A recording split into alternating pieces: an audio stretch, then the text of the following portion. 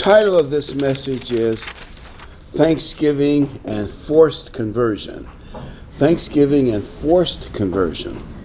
There are two issues about Thanksgiving I kind of want to focus on a little bit today, and you'll see as we get into it. We have a lot of things to be thankful for.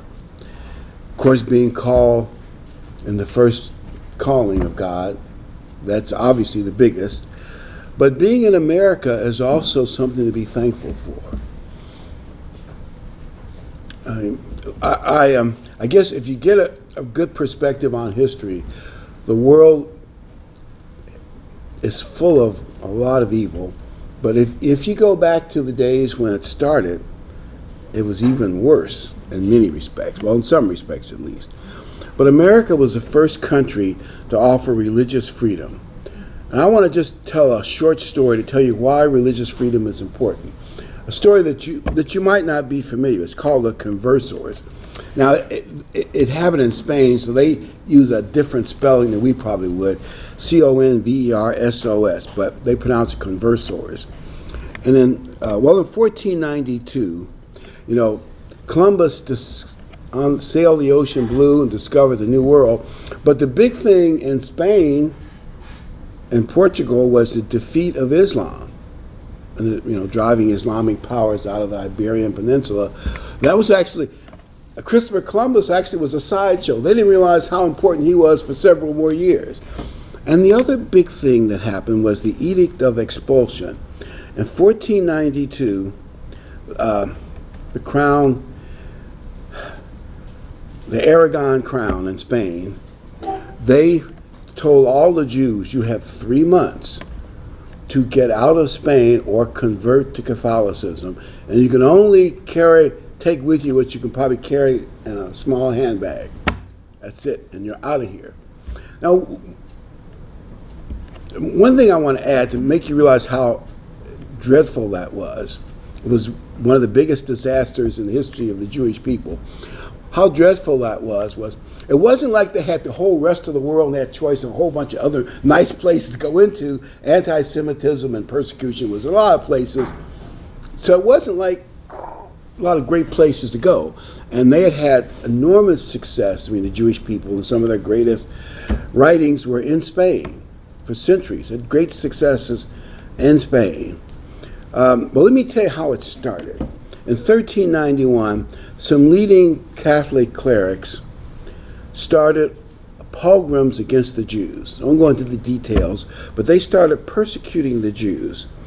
And what they said, in effect, was, we're going to make life miserable for you unless you convert to Catholicism. And over that century, quite a few Jews did convert, and they called them conversos, who converted over. And I want you to think about what this would be like.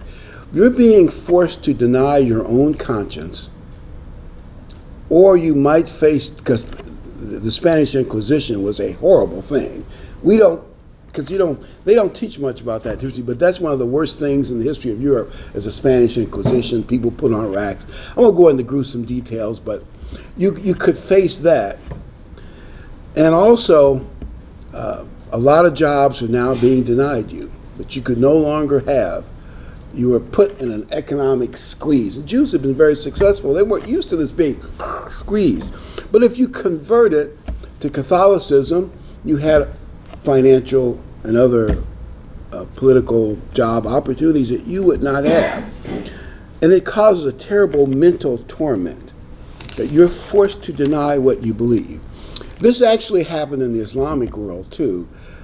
Maybe the details are different, but and I know this isn't politically correct to talk about Islam, but this is actually true in the Islamic world in that same time period and in later centuries as well. They would go into parts of Africa, the Middle East, and parts of Eastern Europe, and you get two choices.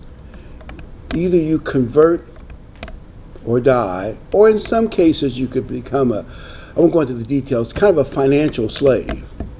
Those are the choices you had. Mostly it's convert or die. You might, so that is terrible, but it worked. people under pressure do things they don't want to do. And that's a horrible thing to do to people. Now in Europe, that the English got into, their problems maybe weren't quite as bad. So I will admit, the Pilgrims who came to America did not suffer the same kind of horrible thing the Conversers suffered. But it still was, as they saw it, a horrible thing to their conscience. They were forced to concede to religious things that they did not believe under the power of the state. I mean, we're talking about real brute force. And as after the end of that century, they think maybe 80, 100,000 Jews remain. So when they gave that edict of expulsion by Isabella and the other royalty, when they gave them that expulsion, they had 90 days to try to find another home. 50% of them left. We're going to stay faithful to what we believe. Half of those people came back within that time because they couldn't find another suitable place to live, and they converted. They think one of the things that also brought the conversers was that some of those who had, under force and pressure, converted,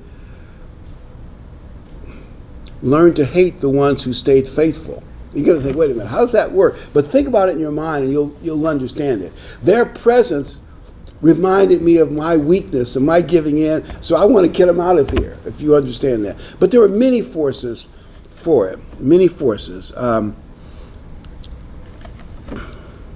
I want to just say, obviously everything I say is my opinion, but I believe it's true. This is not just the normal human evil. I mean, there's human evil. I believe the greatest anti-Semite in the world is Satan. He was really behind the forced conversion of a large number of Jews, the largest that's ever happened in Jewish history, and the Spanish Inquisition against anybody that didn't toe the line of the church in those days. It happened to other groups too. And I believe that spiritual evil is behind and associated with anti-Semitism. And you're going to say, well, why would that be the case? Who does the devil hate the most? He hates the Jews because Christ was Jewish. The 12 apostles were Jewish. I think all the prophets were Jewish. Well, there may be a few that were from the northern 10, but you get a general idea. He hates them too.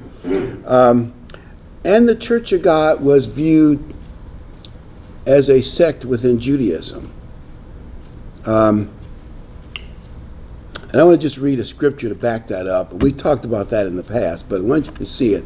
We believe also, if there were members of the true Church of God in the Iberian Peninsula at that time, they would have also, because they kept the holy days, would have been forced out as well. But we don't know for sure. There probably somebody knows, but I don't know for sure. But they would have been forced out also. Romans 2:28 and 2:29. In Romans 2:28, it reads, "For he is not a Jew who is one outwardly, nor is circumcision that which is outward in the flesh, but he is a Jew." Now remember, this is Paul writing to the Romans who didn't know much about Christianity. "He is a Jew who is one inwardly, and circumcision is that of the heart, in the spirit and not in the letter, whose praise is not from men but from God." Now, as Paul looked at it, the true worshipers of the true God were those Jews who accepted Christ as the Messiah, kind of the pure worshipers of the God of Abraham, Isaac, and Jacob. That's how Paul viewed it, and that's how Christians viewed themselves. Ephesians 6:12. Paul writes, "For we don't wrestle against flesh and blood, but against principalities, against powers, against the rulers of the darkness of this age, against spiritual hosts of wickedness in heavenly or high places." In other words, and you get that from the book of Daniel, about the Greek Empire and the Persian Empire and then later Roman Empire, that there were spirit beings running all those great empires. Well, there are spirit beings running this world We don't see it. I know we can't see it. But don't you, when you look at Washington, D.C., don't you see a spiritual warfare going on there? Or the signs of it. We can't see it, but the signs of it. And it's interesting that Israel, or Judah, is having the very same battle. They're indicting Netanyahu on a minor corruption charge. He favored certain companies. And the press over there is as bad as the press over here. And the same thing in England, maybe a slightly different thing, where Boris Johnson doesn't, they have legislative paralysis. They can't exactly do the Brexit, but they can't move in the other direction. They're kind of like caught in between legislative infighting, and the press over there is about as mean as the press is over here. Maybe there are differences, but if you look at all three of those places, don't you see spiritual warfare going on? It's like the devil is saying, this is not going the way I want, and I'm going to throw a conniptic fit. I mean, I'm giving you, how it feels to me.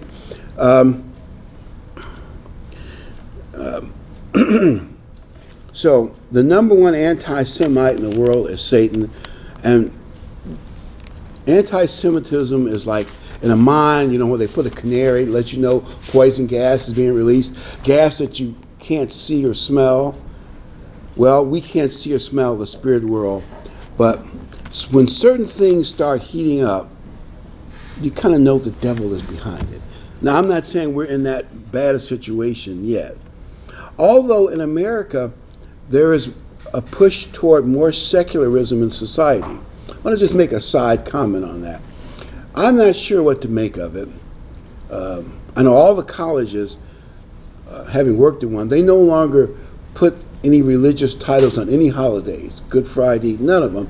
They all are just a holiday related to the season, like winter break, spring break, extra spring break. I don't know. But in other words, they scrub religion off the calendar. And there's that push. And you're going to say, well, if the religion isn't pure and accurate, so what's the problem? So obviously, we'd like everybody to be converted, as Paul said, and all the Jews to recognize Christ. We'd like the whole world to know the total truth. However, since that isn't what God is going to do right now, I think moving away from God in a totally secular direction is bad for society. And what I predict is going to happen, we'll see. After they scrub God totally from the schools, from the higher education, from the calendar, from Hollywood. I mean, they haven't done all that yet, but they're working fast and hard at it and getting people to think, well, the Bible is old-fashioned, it doesn't mean anything, and religion is just for old people that are getting ready to pass to the next life, the foolish folks, but, we're going to go a total secular way. Since that doesn't really fit human nature, everybody needs something, they're going to slowly replace it some sort of way with earth worship, worshiping a man who will be the beast somewhere in the future. In other words, it'll end up being actually worse. We'll go secular, no God, and then somehow we'll need something. We're going to end up with more pure paganism and pure ungodly things. That's what I'm predicting. We'll see if it, and maybe it'll be done so cleverly and secretly, subtly, people won't even notice what's going on. But so what is the sign between God and man? Exodus 31:13. Speak to the children of Israel, saying, surely my Sabbaths, and the S plural means all the holy days. I'm going to emphasize that. It means all the holy days. You shall keep, for it is a sign between me and you throughout your generation, that you may know that I am the Lord your God who sanctifies you. So the holy days are the sign, God's sign. Since the Jews still have most of that, maybe we can argue about a few things, but the devil hates them, and he hates the church as well. And you have to feel sorry for the Jews caught in Spain, because that was the best home they had had for many, many centuries, and they got kicked out. Some tried to secretly keep the true sign of God and Sunday worship, but later the Inquisition went after them with a passion, looking for signs that you're not fully going along with. And it was called the Office of Spiritual Purity. That's, it's almost, it's kind of like the evil propaganda you saw in the book 1984. You label things the opposite of what they are. That was the Office of the Inquisition, religious purity. And obviously their evil is well known. There are even records, historic records, where people would come to the Office of Purity or the Inquisition, and they would humbly ask permission to not have to eat pork for a period of 10 years because their system needed time to get used to it. It made them sick.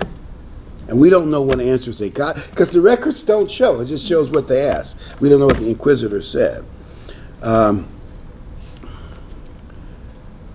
I believe this also happened to the True Church of God, wherever they may have been in Europe, and the numbers would have been small. And they forced people to be conversos or to convert. And I think that's one of the worst things you can do to a person, make them pretend to believe something they don't believe or else, or other bad things.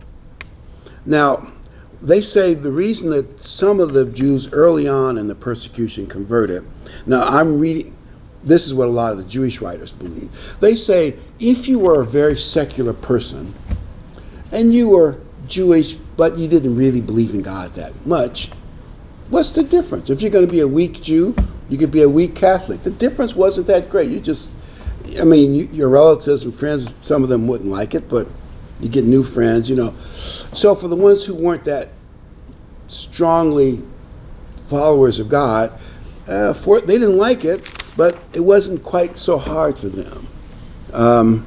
We might end up seeing that in this life. Revelation 13, 16, 17 talks about you won't be able to buy or sell unless you have the mark of the beast.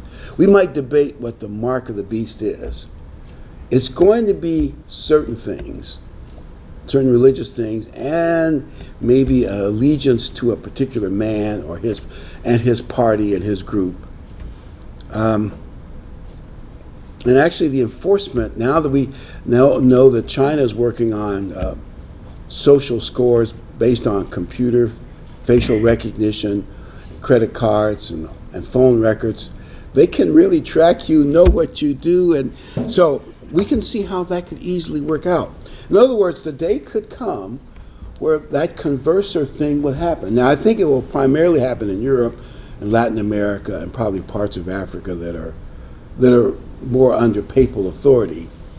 America, fortunately, still has freedom of religion, so hopefully it won't happen here, or at least not for a long, long time. And that's why I say we should appreciate America's freedom of religion. Even now, I was told this by people, I can't say I know it, but told this by people. If you are a Mexican and you live in Mexico and you leave the Catholic Church, you do suffer some pressure and some loss. It's still the official religion of that country. Now, if you're American, you go there, they don't care what you do because you're an outsider. But I'm saying, and that's what I've been told. And I'm told in a lot of countries, like a nice country like India, you never think of India as bad, but I'm hearing this on the Voice of the Martyr Christian radio show. The people in India who leave the religions that they normally would have and join what we call Bible, Christian, evangelical churches are being persecuted, and some violently, and all kinds of pressures that are shocking. Right now, China has arrested, because they were talking about it on Christian radio recently, the leader of one of the evangelical Protestant churches in China. Now, he did make the mistake of saying you should not worship the Communist Party and its leader. Big mistake. He went to jail. By the way, going to a communist jail is not like going to an American jail, which are bad enough. You read about the gulags over there. This is scary stuff. That's why they're rioting in Hong Kong, because they said we want to take some of people we put in jail and send them to jails in mainland China. And the people in Hong Kong are like, oh, they know what's going on in mainland China. It is scary. They're cracking down on a lot of churches, or they're sending in Communist Party members to watch what they preach and what they say. And I guess you have to get a government license to be a church in China.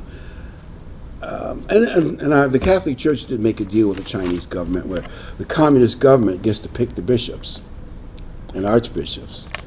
So you can see how that's going to work. But for a lot of churches in China, and by the way, they're also mad at the underground churches. Some of the underground churches in China, which their numbers are great, we think includes the Church of God, never came out from underground when China 10 years ago said it was okay to be a Christian.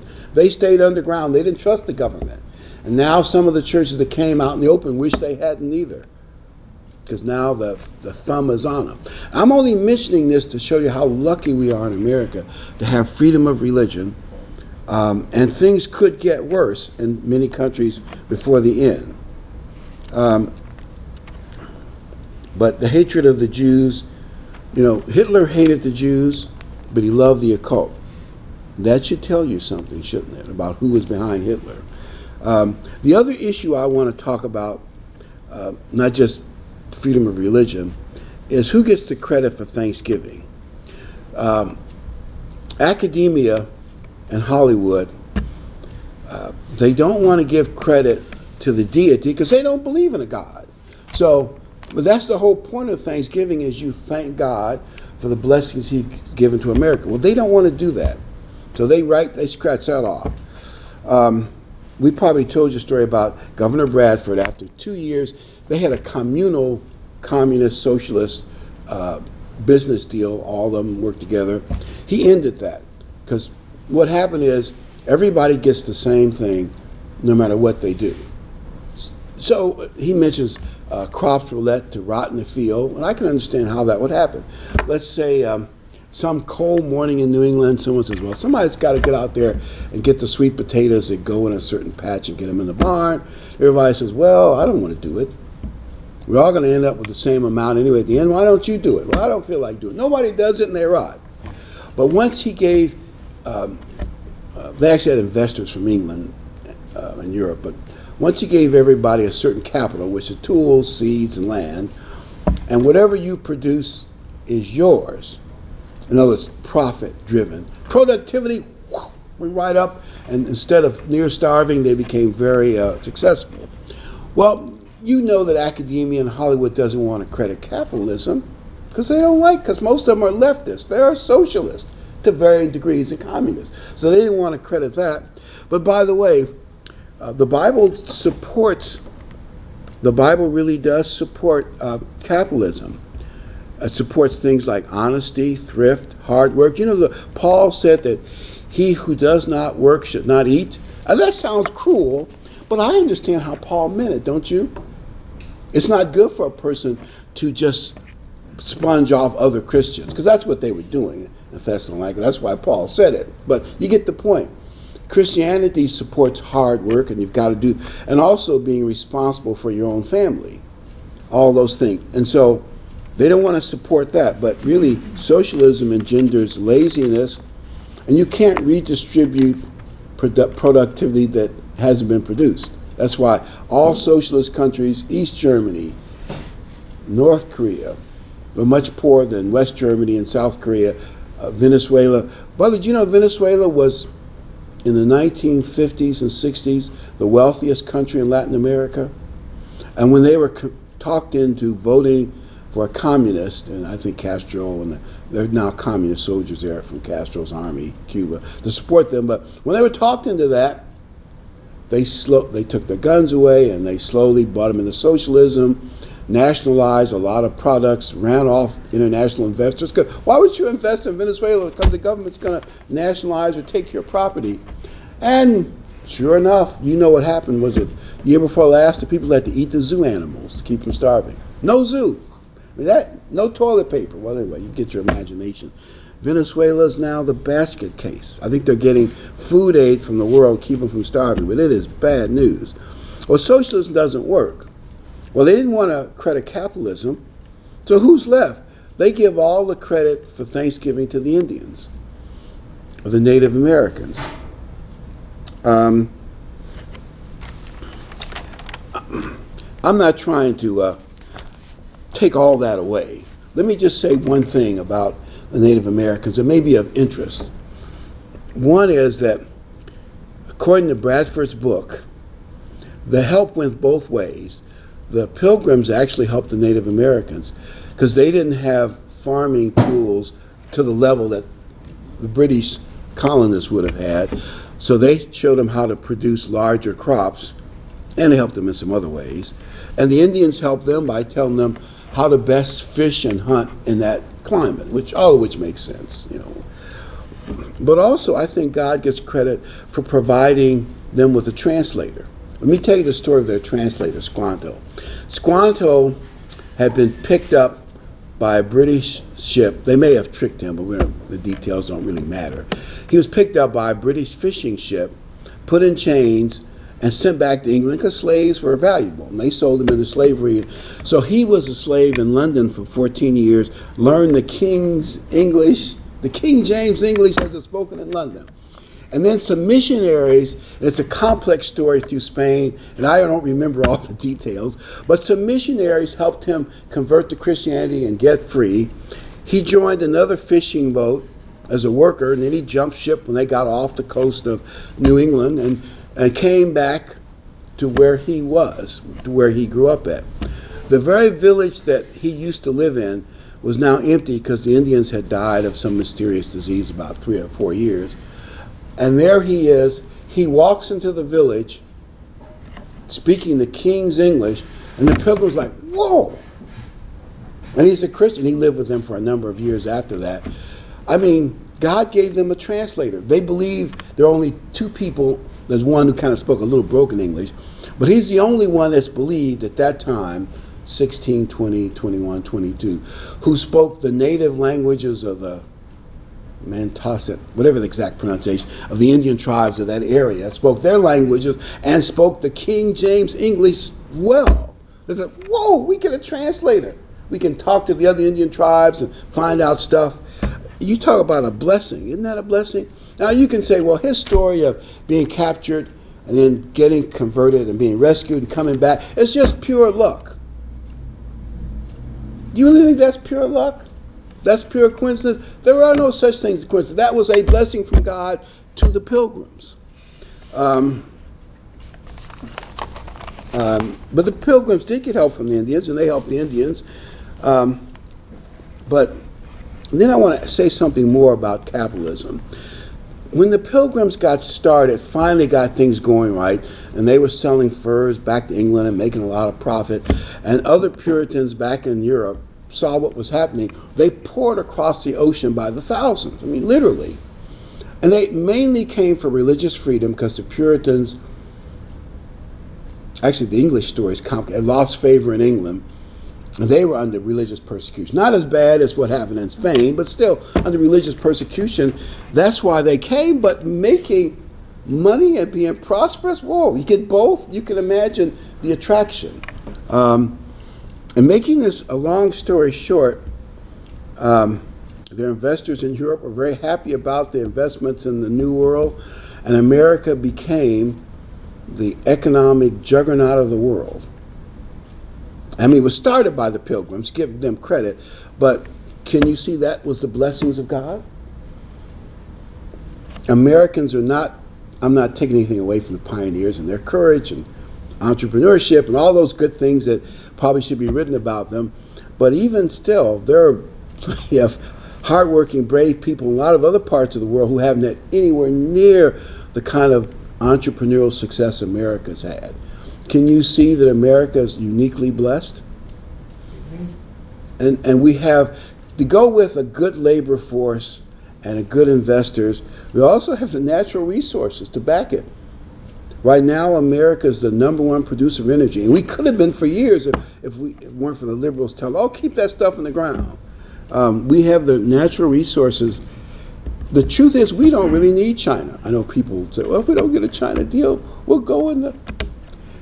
I don't know what will happen, because predicting the future is tricky business. But if I were China, and they're still mad about a bunch of stuff with Hong Kong, and America's denouncing their Hong Kong policy, they don't want to make a deal. But they looked at the U.S. economy, I think it was yesterday or the day before, the job numbers came out. The American economy is doing far better than the rest of the world. Europe and Germany are in a slump. Now, how bad a slump, you can argue. Japan's in a bit of a slump. China's in a big slump. And America's booming. My son said this. He's now a foreman. He's a little middle manager. But he says, if you really want a job in most places in America and you don't have one, unless you're sick or you got a horrible prison record or something like that, it's because you don't want one.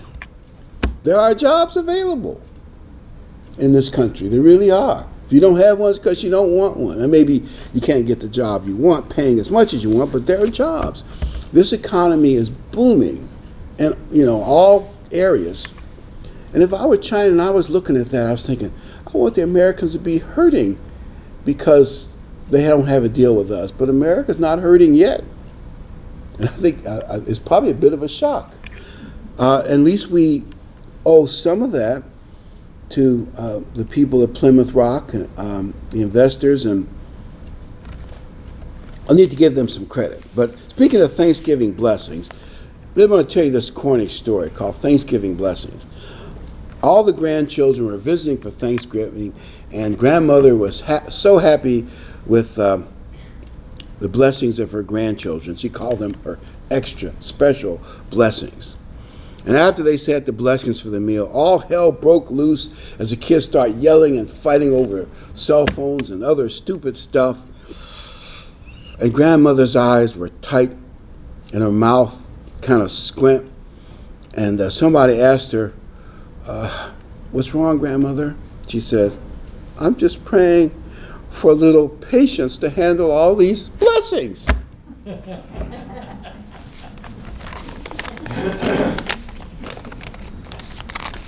Yes, children can be a blessing and other problems at the same time. Anyway, but America really is blessed.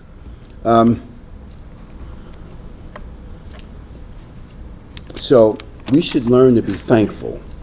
And I want to talk a little bit about the laws of thankfulness, because I think it's part of being a good Christian, the laws of thankfulness. You know, Washington and Lincoln promoted Thanksgiving, but they really couldn't get it through Congress until the Civil War, because the Civil War was a real threat. They were really worried about what might go wrong. So they finally got it through. But thankfulness really is a good thing spiritually. By the way, do you know they really want to take God out of Thanksgiving? And now, if you take God out of Thanksgiving, what does that leave?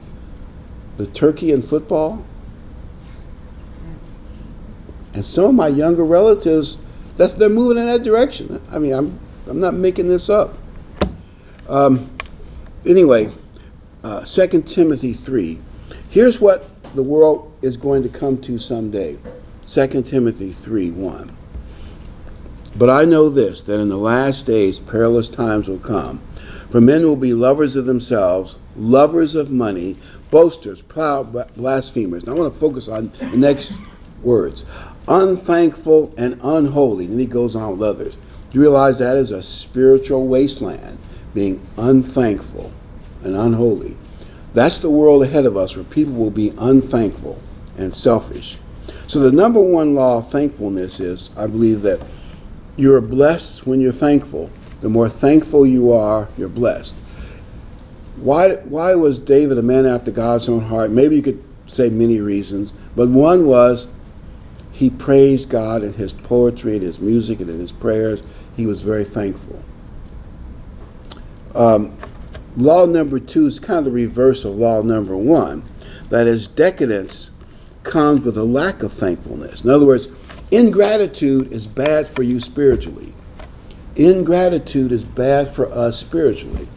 You'll see a lot of young people, you owe it to me. You should have given it to me yesterday. They're ungrateful little brats, or older brats, or teenage brats. But you just know that attitude of ingratitude, and aren't they really pushing that big time? Don't be thankful for anything. They owe it to you, and they don't appreciate America or America's history. They don't appreciate God. Romans 1:21. Here's what Paul says about that attitude of lack of gratitude. Romans 1:21. Because although when they knew God, they did not glorify him as God, nor were they thankful, but became futile in their minds, and their foolish hearts were darkened, because they were not thankful and appreciative of God. And Paul further encourages thankfulness. Ephesians 5:18. Ephesians 5:18.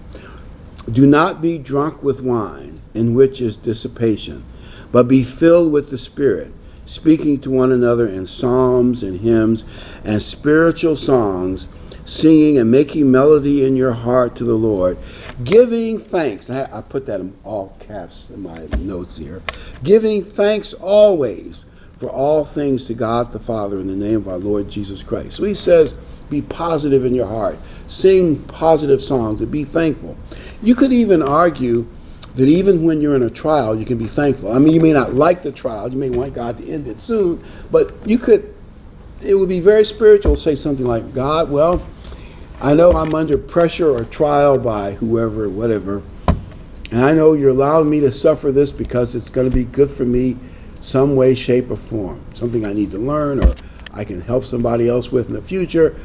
So I'm thankful for even this trial, but end it as soon as you can. Or whatever you want. But you see, you can even be thankful for hard times. I mean, I know that's not easy to do, but we can be. And law number 3 is maybe a little harder to explain, but when you are thankful and contented, you will handle the problems of life better. Because thankfulness allows you to be more contented, and you'll handle life's messes better. So that's why it's good for us to celebrate Thanksgiving. Philippians 4:6 and 7. Philippians 4:6 and 7. In Philippians 4:6, be anxious for nothing, but in everything, and I emphasize word in everything, by prayer and supplication, with thanksgiving, let your requests be made known to God, and the peace of God, which surpasses all understanding, will guard your hearts and mind through Christ Jesus. So if you're thankful, you'll be more likely to be happy and contented, and you'll handle problems better than if you're not thankful. Because when you're not thankful, when the problems hit you, you become more angry and discontented and mad, and your equilibrium is thrown off. When you're thankful, you handle it in a more mature way. You don't get too low by whatever goes on. Philippians 4:11 and 12. Not that I speak in regard to need, for I've learned that whatever state I am, to be content. Notice Paul, to be content. I know how to be abased, and I know how to abound. Notice when I have a little and I'm being criticized, or when people praise me and I have a lot, you got to know how to handle them both. Everywhere and in all things I've learned both to be full and to be hungry, both to abound and to suffer need. So in closing, I just want to say, be thankful. It's good for us. Be happy. Be positive. No matter what happens, God is with us. Remember, God gets the credit for America's blessings. That's what Thanksgiving is all about. Not taking anything away from any help they may have gotten from Native Americans and others. And you're blessed when you're thankful. And we can handle our ups and downs in life better when we're grateful. And these are the laws of thankfulness.